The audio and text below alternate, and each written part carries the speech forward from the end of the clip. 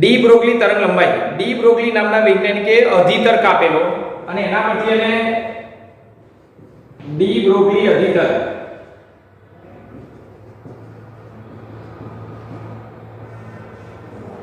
और डी ब्रोगलीए શું અધિતર કાપેલો બરોબર ધ્યાન આપજો જેમ વિકિરણ બે સ્વભાવ ધરાવે વિકિરણને બે સ્વભાવ હોય એક તરંગ સ્વભાવ અને એક કણ સ્વભાવ બરોબર એ જ રીતે દ્રવ્ય પણ કોઈ પણ દ્રવ્ય હોય ઘન પ્રવાહી કહેવાય એ પણ બે સ્વભાવ ધરાવે છે એક તરંગ અને એક કણ હવે જો કોઈ દ્રવ્યનો કણ હોય ધારો કે ઇલેક્ટ્રોન પ્રોટોન કે બીજો કોઈ પણ દ્રવ્યનો કણ હોય એમાં આપણે પણ આવીએ દ્રવ્ય જો તરંગ સ્વરૂપે વર્તતો હોય તો એની તરંગ લંબાઈ ડી બ્રોગલી તરંગ લંબાઈ ડી બ્રોગલી નામના વૈજ્ઞાનિકે સૂત્ર દ્વારા રજૂ કરેલી એને ડી બ્રોગલી તરંગ લંબાઈ કહેવાય ડી બ્રોગલી તરંગ લંબાઈ લેમ્ડા બરાબર h/p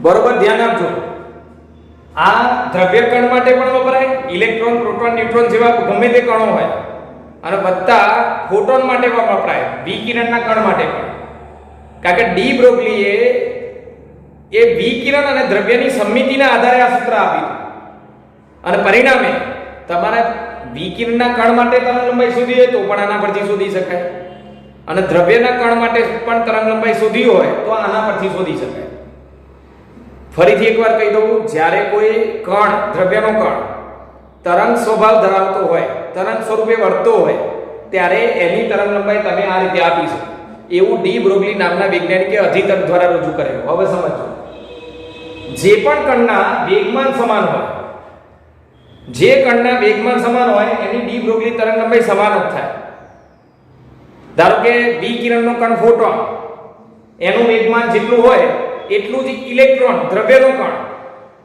દ્રવ્યના કણ ઇલેક્ટ્રોનનું વેગમાન પણ એટલું જ હોય તો એની ડી બ્રોગલી તરંગ લંબાઈ સમાન થાય એટલે જેના વેગમાન સમાન એની ડી બ્રોગલી તરંગ લંબાઈ સમાન ચલો હવે વેગમાન બરાબર શું લખાય વેગમાન p બરાબર mv લખાય બરોબર હવે આગળ જોઈએ કણનું વેગમાન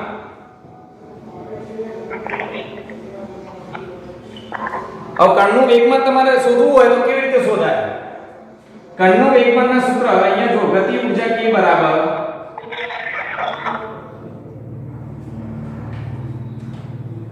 કોઈ પણ કણની ગતિ ઊર્જા લખીએ તો આ પ્રમાણે લખાય એક આ સૂત્ર પરથી 1/2 mv2 ગતિ ઊર્જા k બરાબર 1/2 mv2 અથવા તો કણની ગતિ ઊર્જા p2/2m વેગમાનના સ્વરૂપમાં ગતિ ઊર્જા લખીએ તો આ રીતે લખાય p2/2m અને વેગના સ્વરૂપમાં ગતિ ઊર્જા લખવી હોય તો આ રીતે લખાય તો આના પરથી વેગમાનનું સમીકરણ લાવીએ તો વેગમાન p2 બરાબર 2mk અને પછી અહીંયાથી વર્ગ કાઢી નાખો એટલે અહીંયા શું થઈ જાય વર્ગમૂળ તો વેગમાનનું એક સમીકરણ આવ્યું p બરાબર √2mk બરોબર તો હવે જો અહીંયા આ ડી બ્રોગલી તરંગ લંબાઈનું બીજું સમીકરણ થાય √2mk વેગમાનની જગ્યાએ તમારે એનું સૂત્ર મૂકી દેવાનું કે ગતિ ઊર્જા ધરાવતો કોઈ પણ કણ આપ્યો હોય ધારો કે એવું આપ્યું હોય કે 10 કિલો ઇલેક્ટ્રોન વોલ્ટ ઊર્જા ધરાવતો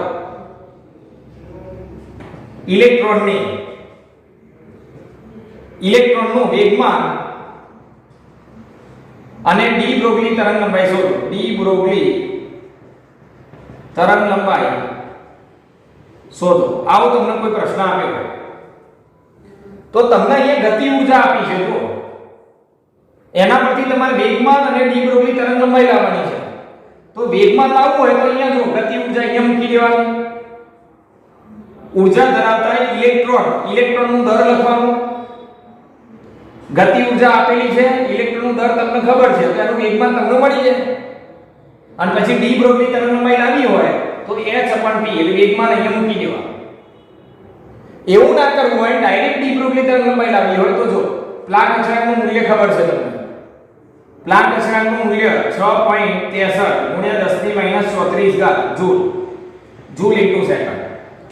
આમ કેટલીક વાર આપણે 6.625 પણ લખીએ છીએ. 6.625 તો 6.63 આ 25 કાઢી નાખો તો 3 લખાય. બરોબર.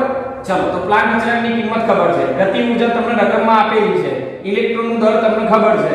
આ મૂકો એટલે તમને ડી બ્રોગલી તરંગલંબાઈ મળી જાય. એટલે બરોબર સમજો, તમને રકમની અંદર ગતિ ઊર્જા આપી હોય, ડી બ્રોગલી તરંગલંબાઈ શોધવી હોય તો આનો ઉપયોગ કરવાનો. h/√2m કે પછી કોઈ કણની ઝડપ અને દર આપી હોય, કોઈ કણની ઝડપ આપી હોય તો એના પરથી ડી બ્રોગલી તરંગલંબાઈ આ સૂત્ર વડે શોધાય. વેગમાન આપ્યું હોય તો આના વડે શોધાય. હવે આગળ જોજો, તમને એ પણ ખબર છે જ્યાં ગતિ ઊર્જા k બરાબર ઉત્સર્જકમાંથી જે ઇલેક્ટ્રોન ઉત્સર્જાય એને અટકાવવા માટે પોટેન્શિયલ. ધારો કે ઇલેક્ટ્રોનને કોઈ પણ કણને તમે સમજો બરોબર, કોઈ કણને તમે 20 સ્થિતિમાન હેઠળ દોડાવતા હોય, q વિદ્યુતભારિત કણ છે એને 20 સ્થિતિમાન હેઠળ ગતિ કરાવીએ તો ગતિ ઊર્જા શું લખાય? qv. ધારી લો કે અહીંયા સમજો આ ધન અને આ ઋણ, આ v જેટલો સ્થિતિમાન છે, તમે અહીંયા કોઈ q વિદ્યુતભારિત કણ છે. હવે આ ધન કણ હોય તો એને આ રીતે બળ લાગશે. તો q વિદ્યુતભારિત કણને 20 સ્થિતિમાન હેઠળ દોડાવીએ તો આને મળતી ગતિ ઊર્જા લખાય qv. જો q તરીકે ઇલેક્ટ્રોન હોય તો ev લખાય, ઇલેક્ટ્રોન હોય તો ev. એટલે તમે k ની જગ્યાએ qv પણ લખી શકો. તો k ની જગ્યાએ આવું સૂત્ર પણ બને √2m, k ની જગ્યાએ અહીંયા qv. બરોબર. આ ધ્યાન આપજો. તો સમજો, તમને રકમની અંદર સ્થિતિમાન આપ્યું હોય, 10 વોલ્ટના સ્થિતિમાન હેઠળ ઇલેક્ટ્રોનને પ્રવેગિત કરતા એનું વેગમાન અને ડી બ્રોગલી તરંગલંબાઈ શોધો. તો તમને સ્થિતિમાન આપ્યું હોય ઇલેક્ટ્રોનનું, તો એ સ્થિતિમાન અહીંયા લખવાનું 10 વોલ્ટ કે જે આપ્યું હોય. પછી ઇલેક્ટ્રોનનો વિદ્યુતબળ લખવાનું, ઇલેક્ટ્રોનનું દર લખવાનું. એટલે આ કિંમત તમે મૂકો એટલે ઇલેક્ટ્રોનનું વેગમાન મળી જાય. પણ શું આપ્યું હોય? તો સ્થિતિમાન આપ્યું હોય તો આનો ઉપયોગ કરવાનો, ગતિ ઊર્જા આપીએ તો આનો ઉપયોગ કરવાનો, અને દર અને વેગ આપ્યો હોય તો આનો ઉપયોગ કરવાનો વેગ શોધવા માટે, વેગમાન શોધવા માટે. બરોબર. ઝડપ આપી હોય તો આના પરથી, ગતિ ઊર્જા તો આના પરથી, અને વિદ્યુત સ્થિતિમાન આપ્યું તો આના પરથી. તો હવે જો અહીંયા h/√2m qv, ઇલેક્ટ્રોન હોય તો q ની જગ્યાએ e લખાય. ચલો આગળ. હવે આગળ જોઈએ, ધારી લો કે કોઈ t તાપમાને વાયુના કણો અસ્વ્યસ્ત ગતિ કરતા હોય તો એની ગતિ ઊર્જા શું લખાય? t તાપમાને ગતિ ઊર્જા વાયુના અણુઓની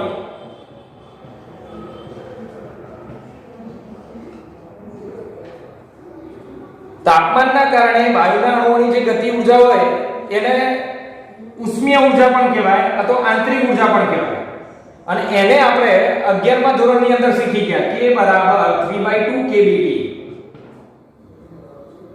વાયુના અણુઓની અસ્વ્યસ્ત ગતિ સાથે સંકળાયેલી ઊર્જા જેને ઉષ્મીય ઊર્જા કહેવાય અથવા ગતિ ઊર્જા પણ કહેવાય. અને કેટલી હોય? 3/2 kBT. T તાપમાન હેઠળ વાયુના અણુની ગતિ ઊર્જા. ચલો હવે આ શું લખાય? T²/2m. આ શું લખાય? 3/2 kBT. બે કેન્સલ બંને બાજુથી, m ગુણાકારમાં આવે, m ગુણાકારમાં તો 3m kBT. અને વર્ગ કાઢી નાખો એટલે અહીંયા વર્ગમૂળ થાય. તો જો તમને તાપમાન આપ્યું હોય, T તાપમાન હેઠળ હાઇડ્રોજન વાયુના અણુઓ તો પરમાણુઓ એ અસ્વ્યસ્ત ગતિ કરે છે, તો એનું વેગમાન કેટલું અને એની ડી બ્રોગલી તરંગલંબાઈ કેટલી? તો તમારે શું કરવાનું? હાઇડ્રોજનનું દર લખવાનું. હાઇડ્રોજનની અંદર એક પ્રોટોન હોય 1h1 એટલે પ્રોટોનનું દર, પછી બોલ્ટ્ઝમેન અચળાંક અને તાપમાન લખી દો એટલે તમને વેગમાન મળી જાય. અને બોલ્ટ્ઝમેન અચળાંકની કિંમત કેટલી એ પણ લખી દઉં છું. જો 1.38 × 10⁻23 joule mall inverse kelvin inverse. યાદ રાખજો આ કિંમતો બધી 11મા ધોરણમાં કિંમતો આવી ગઈ. એટલે તમને T તાપમાને કોઈ વાયુના અણુઓની વેગમાન કે ડી બ્રોગલી તરંગલંબાઈ કીધી હોય તો વેગમાન આના પરથી મળે √3m kBT, અને ડી બ્રોગલી તરંગલંબાઈ આના પરથી મળે અંડર રૂટ વેગમાનની જગ્યાએ શું લખાય છે નીચે વેગમાનની જગ્યાએ 3m kbt. તો ટોટલ ડી બ્રોગલી તરંગલંબાઈ શોધવાના આટલા સમીકરણ થયા. આ તમે પાકા કરી લો એટલે મોટા ભાગના આના પરથી 50-100 પ્રશ્નો અલગ અલગ પ્રકારના આવડી જાય. તમારે ગુજકેટના પેપર પાછલા વર્ષના પેપરો જોઈ લેવાના, નીટ જોઈ લેવાનું, તો મોટા ભાગના આના આધારિત જે પ્રશ્નો હશે આરામથી આવશે. તો ડી બ્રોગલી તરંગલંબાઈનું સમીકરણ શું થાય? ડી બ્રોગલી તરંગલંબાઈ લેમ્બડા બરાબર h/p બરાબર h/mv બરાબર h/√2m kbt સોરી 2mk બરાબર h/√2m qv બરાબર h/√3m kbt. એટલે તાપમાન પરથી ડી બ્રોગલી તરંગલંબાઈ આનો ઉપયોગ કરો, સ્થિતિમાન પરથી ડી બ્રોગલી તરંગલંબાઈ આનો ઉપયોગ કરો, ગતિ ઊર્જા પરથી ડી બ્રોગલી તરંગલંબાઈ આનો ઉપયોગ કરો, ઝડપ પરથી ડી બ્રોગલી તરંગલંબાઈ આનો ઉપયોગ કરો અને વેગમાન પરથી ડી બ્રોગલી તરંગલંબાઈ આનો ઉપયોગ કરો. હવે જો આનો ઉપયોગ કરીને અલગ અલગ પ્રકારના પ્રશ્નો કેમના પૂછાય એ હું તમને હિન્ટ આપી દઉં છું. કેટલીક અગત્યની બાબત પણ તમને યાદ કરાવું છું. અહીંયા ધ્યાન આપજો. ડી બ્રોગલી તરંગલંબાઈ આધારિત કોન્સેપ્ટ. તમારે પહેલા કેટલાક કણો, અહીંયા કણ, પછી એનું દર અને અહીંયા એનો વિદ્યુતભાર, આ તમારે યાદ રાખવું પડશે. વિદ્યુતભાર ધારી લો કે કણ તરીકે ઇલેક્ટ્રોન છે, ઇલેક્ટ્રોન બરોબર. ઇલેક્ટ્રોનનું દર તમને ખબર છે, ઇલેક્ટ્રોનનું દર 9.1 ગુણ્યા 10⁻31 kg અને વિદ્યુતભાર, ઇલેક્ટ્રોનનો વિદ્યુતભાર એટલે E જેટલો, E એટલે 1.6 ગુણ્યા 10⁻19 કુલમ. ચલો બીજો કોણ છે? પ્રોટોન. એટલે હાઇડ્રોજન ન્યુક્લિયસ નો કણ 1h1. તો પ્રોટોન નું દર mp લખાય 1.67 ગુણ્યા 10⁻31 kg. આ પ્રોટોન સોરી 27 આ પ્રોટોનનું દર થયું અને પ્રોટોનનો વિદ્યુતભાર એ આટલો જ થાય. પ્રોટોનનો વિદ્યુતભાર 1.6 ગુણ્યા 10⁻19 બરોબર. એટલે ઇલેક્ટ્રોનનો દર, ઇલેક્ટ્રોનનો વિદ્યુતભાર, પ્રોટોનનો દર, પ્રોટોનનો વિદ્યુતભાર. એના પછી છે ડ્યુટેરોન. ડ્યુટેરોન એટલે 1h2 હાઇડ્રોજન પરમાણુનો સમસ્થાનિક છે. તો ડ્યુટેરોન માટે દર ડબલ થાય, પ્રોટોન કરતા ડબલ. પ્રોટોનનો જે દર હોય એના કરતા ડબલ લખાય આનું દર. અને વિદ્યુતભાર એક જ આવે, એટલે વિદ્યુતભાર એટલો ને એટલો જ આવે, પ્રોટોન જેટલો જ. પછી આલ્ફા કણ. આલ્ફા કણનો દર, આલ્ફા કણ માટે લખાય હિલિયમ પરમાણુનો ન્યુક્લિયસ 2He4. આલ્ફા કણ એટલે હિલિયમ પરમાણુનો ન્યુક્લિયસ, આને આલ્ફા કણ કહેવાય. તો એનો દર 4 ગણો થાય, પ્રોટોન કરતા 4 ગણો દર. અને વિદ્યુતભાર છે ને એ ડબલ થાય, પ્રોટોન કરતા ડબલ. તો આ જો તમને ખબર હોય, હવે કોઈ પણ કણ આપી દે તમને કોઈ પણ કણ આપ્યો હોય તો એના પરથી આ બધી રાશિ તમે બધા પરથી તમને ધારો કે ઇલેક્ટ્રોનની ઊર્જા આપી હોય, ઇલેક્ટ્રોનની ગતિ ઊર્જા 100 કિલો ઇલેક્ટ્રોન વોલ્ટ. તો ડી બ્રોગલી તરંગલંબાઈ કેટલી થાય તમે આરામથી શોધી શકો છો. ગતિ ઊર્જા અહીંયા મૂકી દો, ઇલેક્ટ્રોનની, ઇલેક્ટ્રોનનો દર લખી દો, પ્લાન્ક અચળાંક લખી નાખો એટલે ડી બ્રોગલી તરંગલંબાઈ મળી જાય. તમને આવું આપ્યું હોય 100 વોલ્ટ વિદ્યુત સ્થિતિમાન હેઠળ પ્રવેગિત થતા ઇલેક્ટ્રોનની ડી બ્રોગલી તરંગલંબાઈ ગણો. તો 100 વોલ્ટ વિદ્યુત સ્થિતિમાન, એટલે વિદ્યુત સ્થિતિમાન વાળું સૂત્ર, એમાં ઇલેક્ટ્રોનનો વિદ્યુતભાર, ઇલેક્ટ્રોનનો દર, પ્લાન્ક અચળાંક આ મૂકો એટલે તમારો જવાબ આવી જાય. પ્લાન્ક અચળાંક તો તમને ખબર છે, ઇલેક્ટ્રોન દર અને વિદ્યુતભાર આ વિદ્યુત સ્થિતિમાનનો તફાવત તમને અહીંયા આપેલો છે. તાપમાન આપ્યું હોય ધારો કે અહીંયા 300 કેલ્વિન તાપમાને ગતિ કરતા અસ્તવ્યસ્ત ગતિ કરતા ન્યુટ્રોન કાં તો આલ્ફા કણની ડી બ્રોગલી તરંગલંબાઈ ગણો. હવે 300 કેલ્વિન તાપમાને આલ્ફા કણની ડી બ્રોગલી તરંગલંબાઈ, તો જો 300 કેલ્વિન તાપમાને અહીંયા બોલ્ટ્ઝમેન અચળાંક તમને ખબર છે, પ્લાન્ક અચળાંકનું મૂલ્ય પણ ખબર છે, આલ્ફા કણનું દર પ્રોટોન કરતા 4 ગણું લખી દેવાનું. બધી કિંમત અહીંયા મૂકી દો ડી બ્રોગલી તરંગલંબાઈ તમને મળી જાય એટલે એના માટે તમારે આ ચાર બાબતો ખાસ તમને યાદ રાખવી જોઈએ હવે ખાસ ધ્યાન રાખજો હવે બીજી વસ્તુ v સ્થિતિમાન હેઠળ પ્રવેગિત થતા જુદા જુદા કણની ડી બ્રોગલી તરંગલંબાઈ આ એક અગત્યનો ટોપિક છે આના પરથી તમને સરળતા પડશે જો હું પહેલા લખું છું આલ્ફા કણની ડી બ્રોગલી તરંગલંબાઈ આલ્ફા કણ v સ્થિતિમાન હેઠળ સ્થિતિમાન આપેલું નથી એટલે v નો v રાખો હવે બાકીના કે આલ્ફા કણનો દર આલ્ફા કણનો વિદ્યુતભાર પછી h બાકીના બધા ભાગનું સાદુરૂપ તમે આપો તો એ તમને આવે 0.101 એંગસ્ટ્રોમ અપન √v v m નો m જ વર્ગમૂળમાં v m નો m બાકીના બધાની કિંમત મૂકી સાદુરૂપ આપો તો આટલો આવે 0.101 એંગસ્ટ્રોમ v સ્થિતિમાન હેઠળ આલ્ફા કણની ડી બ્રોગલી તરંગલંબાઈ આ તમે યાદ રાખો તો બાકીની કિંમતો મૂકવી ના પડે v મૂકી દો એટલે સીધો જવાબ એ હું તમને સમજાવું છું ચલો હવે જો એંગસ્ટ્રોમ ને નેનોમીટરમાં લખવું હોય નેનોમીટર આ 10 ની -10 ઘાત થાય નેનોમીટર એટલે -9 ઘાત તો -1 ઘાત અહીંયા ખસેડો તો 0.0101 નેનોમીટર અપન √v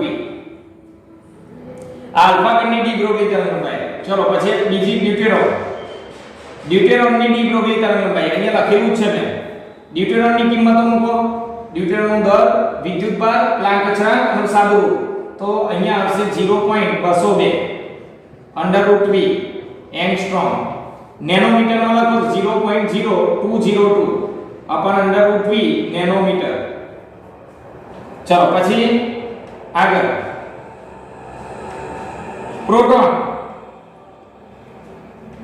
પ્રોટોનનો દર પ્રોટોનનો વિદ્યુતભાર પ્લાન્ક અચળાંક આનું સાદુરૂપ આપો તો પ્રોટોન માટે આવશે 0.287 એંગસ્ટ્રોમ √v અને અહીંયા શું થતો 0.287 નેનોમીટર અપન √v બરોબર આલ્ફા કણ ડ્યુટેરોન અને પ્રોટોન ની ડી બ્રોગલી તરંગલંબાઈ v સ્થિતિમાન હેઠળ અને છેલ્લે ઇલેક્ટ્રોનની અહીંયા જગ્યા નથી એટલે હું આ ઉપર લખી દઉં છું ઇલેક્ટ્રોનની તો 12.27 એંગસ્ટ્રોમ અપન √v નેનોમીટરમાં લખીએ તો 1 અંક આ બાજુ ખસેડવાનું 1.227 નેનોમીટર અપન √v બરોબર એટલે ટોટલ 4 ડી બ્રોગલી તરંગલંબાઈ થઈ v સ્થિતિમાન હેઠળ હવે જો યાદ રાખો આ નીટમાં 2019 માં પ્રશ્ન પૂછાયેલો છે આનો નીટ 2019 માં જ આનો પ્રશ્ન છે આગળના બીજી ગુજકેટની અંદર ને એમાં તો આનો પ્રશ્ન પૂછાયેલા જ છે હવે જો ફરીથી આને પહેલા યાદ કેમ રાખો આને તમે યાદ કેવી રીતે રાખશો તો જો આલ્ફા એટલે 1 આલ્ફા એટલે અથી શરૂ થાય 1 એટલે 0.101 અપન √v એંગસ્ટ્રોમ ડ્યુટેરોન એટલે 2 0.101 0.202 અપન √v એંગસ્ટ્રોમ નેનોમીટરમાં કરવું હોય તો પોઈન્ટ આમ ખસેડી દેવાનું ઋણ બાજુ એટલે 0.1 પોઈન્ટ આમ ખસી જાય એક અંક ઋણ બાજુ તો જો 0.101 0.202 પ્રોટોન માટે 0.3 ત્રીજા નંબર પર આવે એટલે 300 ની આસપાસ આ 0.101 0.202 0.287 અપન √v અને આ છે ને બિલકુલ અલગ જ છે આની સાબિતી આપણે થિયરી ની અંદર ભણી ગયા 12.27 એંગસ્ટ્રોમ અપન √v અને નેનોમીટરમાં લખો તો પોઈન્ટ ઋણ બાજુ એક અંક ખસેડો એટલે 1.227 નેનોમીટર અપન √v તો યાદ રાખો 0.101 ભાગ્યા √v 0.202 0.287 અને 12.27 હવે ધારી લો કે તમે અહીંયા પ્રશ્ન જોશો તો આ રીતના પ્રશ્ન પૂછાય છે 10000 વોલ્ટ સ્થિતિમાન હેઠળ પ્રવેગિત થતા ઇલેક્ટ્રોનની ડી બ્રોગલી તરંગલંબાઈ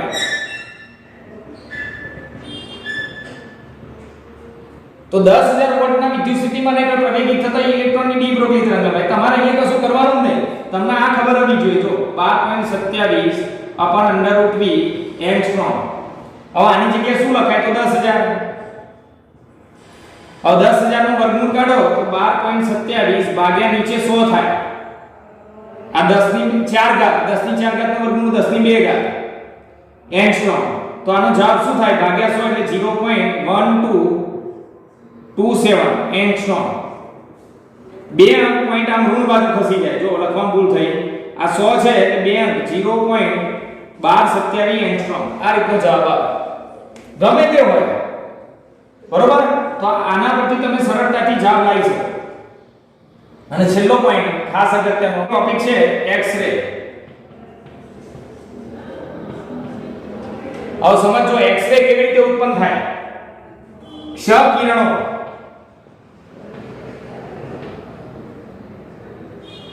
હવે બરોબર ધ્યાન આપજો. એક્સ-રે ઉત્પન્ન કરવા માટે એક્સ-રે માટે કુલિઝ નામના વૈજ્ઞાનિકે ખાસ ટ્યુબની રચના કરેલી. X-ray tube. કુલિઝ નામના વૈજ્ઞાનિકે એક્સ-રે ટ્યુબની રચના કરેલી. એક્સ-રે ટ્યુબમાં અંદર શું હતું? જો આ બાજુ અહીંયા એનોડ